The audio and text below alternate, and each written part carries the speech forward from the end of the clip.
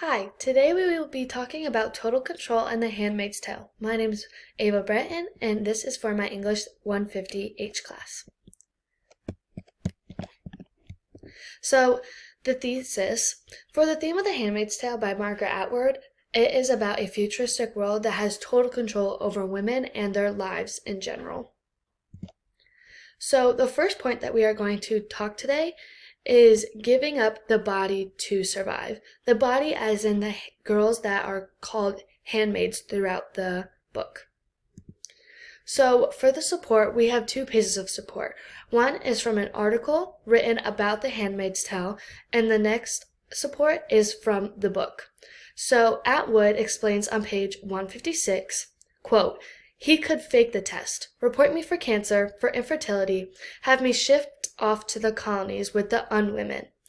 None of this has been said, but the knowledge of his power hangs nevertheless in the air as he pats me on my thigh, withdraws himself behind the hanging sheet."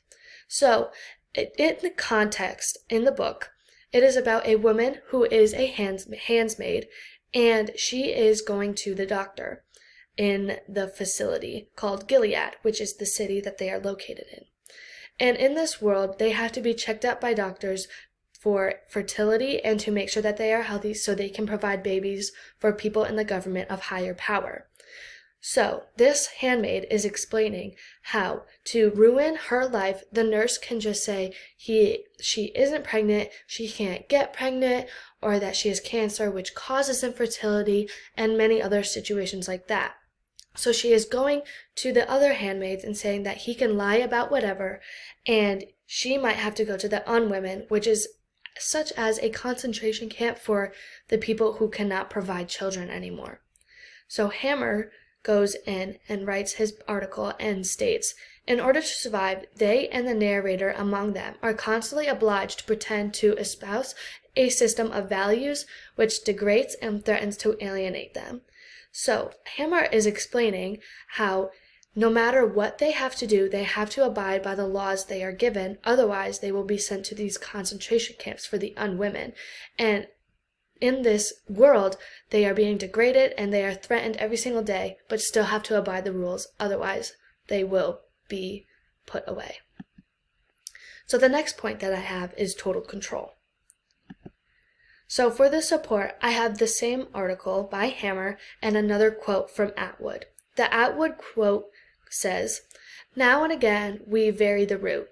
There's nothing against it as long as we stay within the barriers. A rat in a maze is free to go anywhere as long as it stays inside the maze." So throughout the book, the handmaids do have the smallest bit of freedom, although it is still controlled.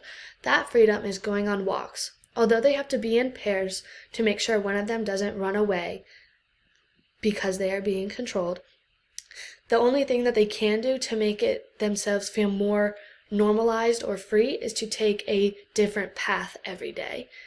So that is what this handmaid is talking about. Such as a rat in a maze is free to go anywhere, such as they are able to take any path that they would like, as long as they stay inside the maze, such as they had to stay inside Gilead.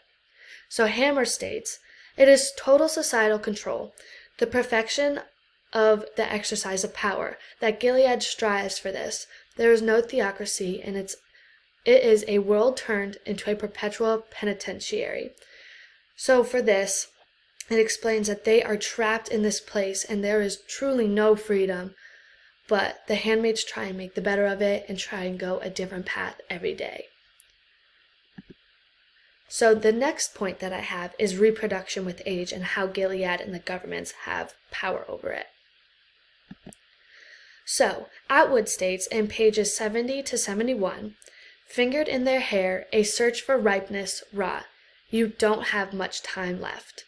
So this is someone from the higher power telling one of the handmaids that she does not have much time left because biologically as a woman you are going to be infertile and run out of eggs at some point. So because the handmaids are purposefully there to be fertile and to have babies with said person so that they can provide children for the higher power for people who are infertile, they are sent to the unwomen once they cannot fertilize babies anymore. And one way they do this is by age. Even though it's biological and there's no way we can change it, this doctor says you do not have much time left. And they use the word ripeness. Ripeness is very much for a younger person, and being fresh and clean and ripe and having a lot of youth and perfect timing. So thus this person says a search for ripeness, rot. So now this person is so-called rotting because they are running out of time for infertility. So Snaith, a different article from an author from a different article, states, women are defined by their ability to reproduce and are separated into distinct categories based on their potential to bear children. So these women are separated from very fertile, like fertile and then infertile, such as who has the most amount of time to bear these children, because biologically, if yes, you may be older and may be able to bear children, there may be a lot more consequences for that child, such as disabilities and other birth defects. So that is why they are based on these categories, and why Atwood used the word ripeness, and the doctor saying she does not have a lot of time left. For the closing statement, overall, The Handmaid's Tale by Margaret Atwood shows how the higher power and people up in the government have total control on not over the women's bodies, but also their lives in general. And these are my references. Thank you.